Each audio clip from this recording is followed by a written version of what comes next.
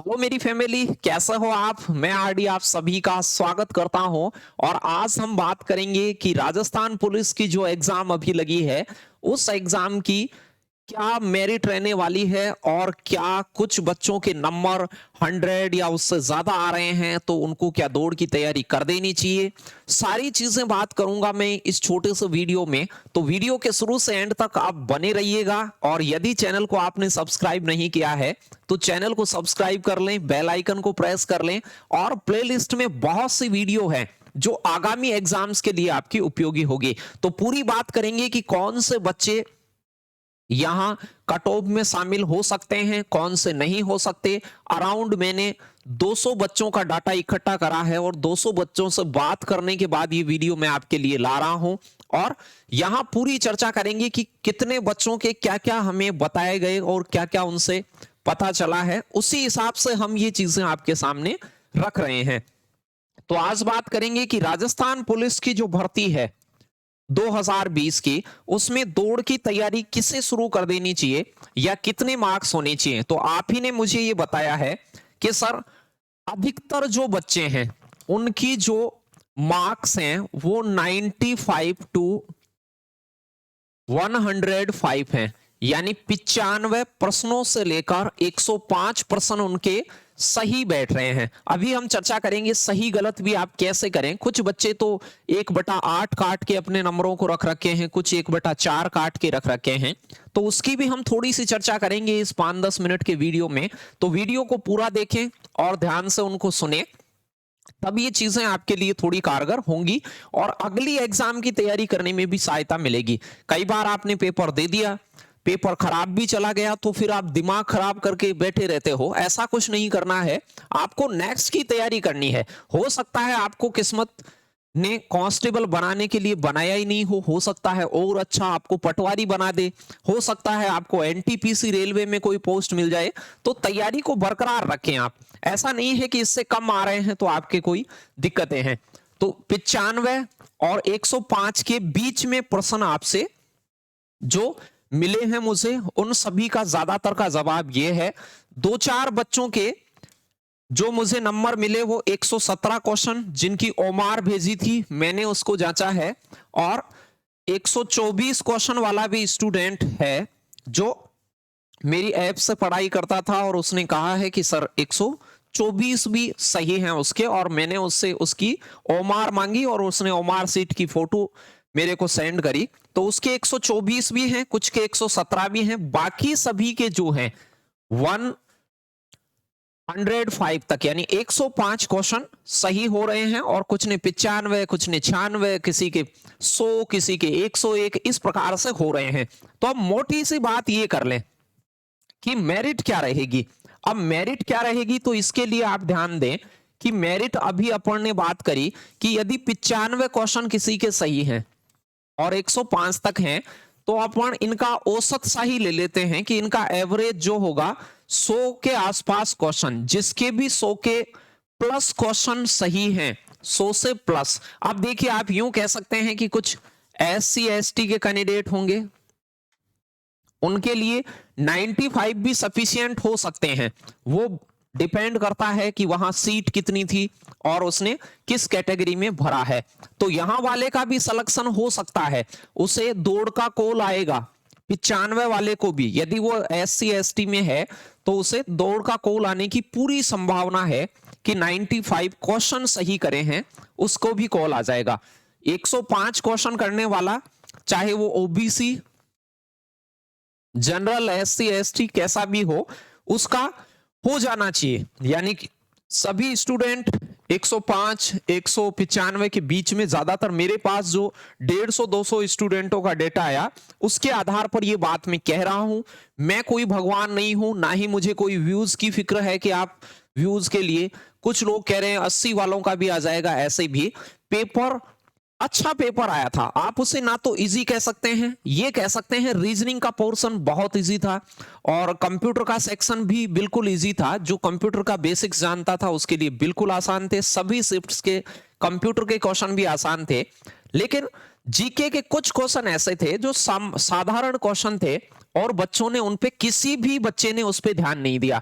बहुत सारी ऐप से, बहुत सारे यूट्यूब चैनलों से उन्होंने बहुत उल्टा सीधा पढ़ा और बहुत सारी चीजें पढ़ी। एक बच्चे ने एसएमएस करा कि सर मैंने 200-250 घंटे करंट अफेयर पढ़ा किसी चैनल से और वहां से मुझे एक भी क्वेश्चन नहीं मिला।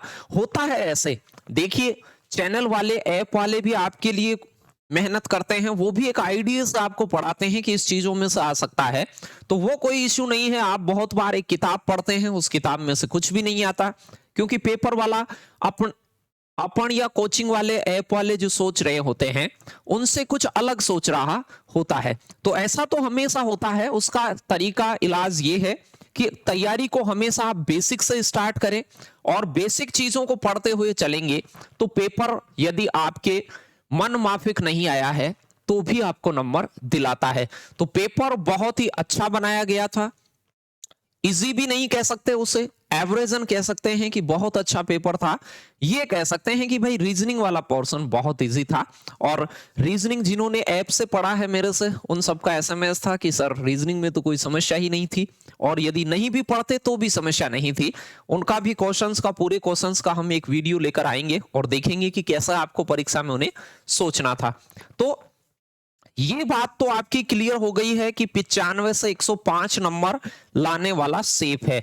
यानी जिसके अंक, ये अंक नहीं है, ये क्वेश्चनों के नंबर है, प्रश्न है। अंक तो कितने, आपसे कोई ये कहे अंक कितने, तो जिसके 50 अंक आ रहे हैं, 50 अंक का मतलब होता है कट पीट के 100 क्वेश्चन बच रहे हैं, काट पीटने के बाद 100 क्वेश्चन सेफ बच रहे हैं, वो ये कह सकता है कि बिल्कुल। और मैं भी उसे ये कहना चाहता हूं कि उस बच्चे ने तैयारी बिल्कुल करी है, जिसके 50 अंक आ रहे हैं, मतलब 100 क्वेश्चन जिसने सही कर दिए, उसने रियल में तैयारी करी है। घर वाले उसको ये कह देते हैं कि नहीं तूने कुछ नहीं करा, लेकिन जिसके 100 नंबर आ रहे हैं वो पढ़ के लाया है, तो अच्छी पढ़ाई उसने कम से कम करी है। तो जिसके 50 अंक हैं या इससे प्लस हैं, वो दौड़ की थोड़ी थोड़ी तैयारी रखें। ज्यादा कोई ऐसे नहीं हो कि आप आज से ही बहुत सारी दौड़ की तैयारी करने लग जाएं। जनरली आप 10-20 उठक बैठक रोजाना लगा लें, 50 से 100 तक उठक बैठक लगा लें। उठक बैठक जानते होंगे, बैठना उठना, जिससे आपकी क्या होंगी, पैरों की पिंडलियां थोड़ी सी मजबूत हो जाएंगी और आप उसे आराम से क्लियर कर सकते हैं, दौड़ के लिए मजबूत हो जाएंगे। तो आप बाहर भी नहीं जाएं तो इंडोर भी कभी आप उठक बैठक कर लें, नहाते समय या कभी भी सुबह शाम ऊपर नीचे उठक बैठक निकाल लें, जिससे कि आपके पैरों में थोड़ी सी मजबूती आ जाएगी और जब भी फिजिकल कॉल आएगा तो ज्यादा दिक्कत आएगी नहीं। तो 50 प्लस अंकों वाले को थोड़ा सा फिजिकल का भी ध्यान रखना है। कुछ लोग ये कह रहे हैं कि आगे की तैयारी करें कि नहीं करें सर, मेरे तो 106 नंबर बन रहे हैं। भाई 106 नंबर में भी आप कोई, ये तो नहीं है, हो सकता है 107 छूट जाए, तो आपको तैयारी थोड़ी रोकनी है। तैयारी को बिल्कुल नहीं रोके, तैयारी आपने बहुत करी है तो उसको, फ्लो को बनाए रखें। रोजाना बिल्कुल गैप नहीं करें, रोजाना तैयारी रखें। आप कहीं बुक से पढ़ते रहें, थोड़ा बहुत यूट्यूब चैनलों से पढ़ते रहें। मैं नहीं करा, मेरे से ही, मेरे वाले पे तो जो मैथ्स और रीजनिंग के वीडियो हैं उनको आप प्लेलिस्ट से देख सकते हैं। ऐप से भी आप कोर्स खरीदना चाहो तो आरडी सर ऐप है, उससे आप कोर्स खरीद सकते हो। मैंने पिछले वीडियो में नंबर भी दिया है मेरा, उस वीडियो को देख लें, उसमें उस नंबर पे आप एसएमएस कर सकते हैं और वहां से कोर्स को बहुत कम दाम में भी खरीद सकते हैं। 100-200 रुपए में दोनों कोर्स मिल रहे हैं, इससे ज्यादा और क्या हो सकता है मैथ्स और रीजनिंग का। तो अब पटवारी और दिल्ली पुलिस, रेलवे वगैरह की एग्जाम है, वहां मैथ्स, रीजनिंग, साइंस वाइंस सब है। साइंस की कुछ पीडीएफ दी है, उनमें से बिल्कुल एज इट इज क्वेश्चन मिले हैं, आप ही के एसएमएस थे। तो 15-20 क्वेश्चन तो शुरुआती दिनों में ही उससे एज इट इज मिल गए थे। और टेलीग्राम चैनल हमारा आरडी मैथ चार्जर, उसको ज्वाइन कीजिए, वहां बहुत सारी पीडीएफ वगैरह आपको प्रोवाइड करवाई जाती हैं। तो RD math charger Telegram channel पे जाइए, वहां साइंस की पीडीएफ है और ऐप में भी साइंस के तीनों प्रकार की साइंस, रसायन विज्ञान, भौतिक विज्ञान और जीव विज्ञान की पीडीएफ मौजूद हैं। उनसे भी क्वेश्चन आ रहे हैं, तो आप 2-3 हजार क्वेश्चंस को एक बार देख भी लेंगे तो भी 2-4 क्वेश्चन सही हो जाएं, इससे बड़ी बात क्या हो सकती है। तो आपके लिए वहां उपलब्ध है, वो फ्री ऑफ कॉस्ट है, उसे ले सकते हैं। और मैथ्स रीजनिंग का कोर्स भी बहुत कम दामों में वहां उपलब्ध है, आप ले सकते हैं। पूरा 1 by 1 मैंने बेसिक से पढ़ाया है, और कहीं भी आप पढ़ेंगे तो वहां डायरेक्ट ये वो उल्टा सीधा मैंने बिल्कुल बेसिक से 1 बाय 1 करके स्टार्ट करा है कि पेपर किसी भी प्रकार का बने, बच्चे के सोचने की क्षमता विकसित हो जाए, कॉमन सेंस डेवलप हो जाए, जिससे कि वो अच्छे से क्वेश्चन पेपर को डील कर पाए।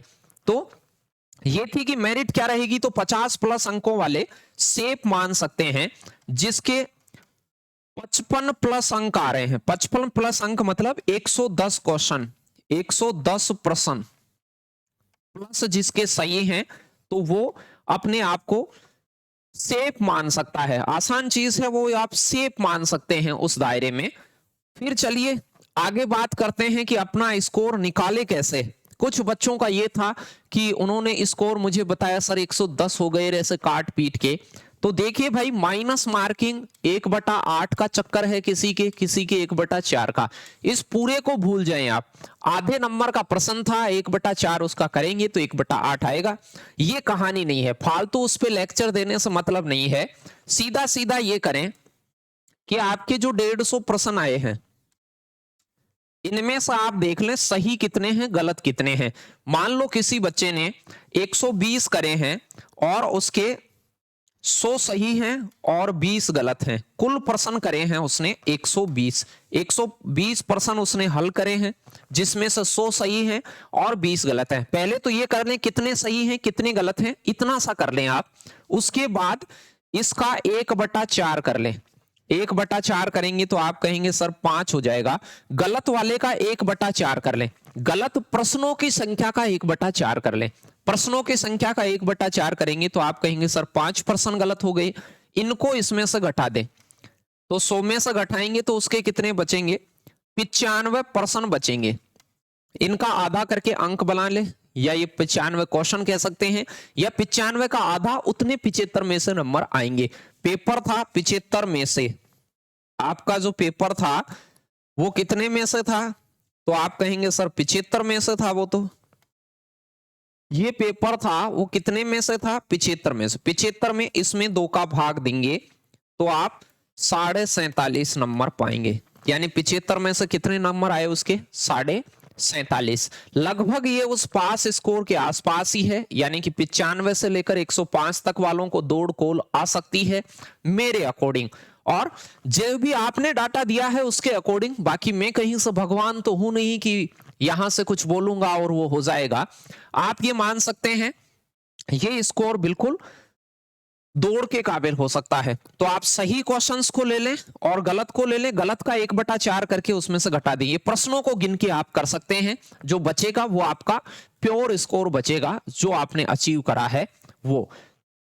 तो ये कुछ थी। अब बात है कि यदि अंक कम आए हैं, यदि अंक कम आए हैं तो क्या करें, कम अंक आए हैं तो क्या करेंगे आप।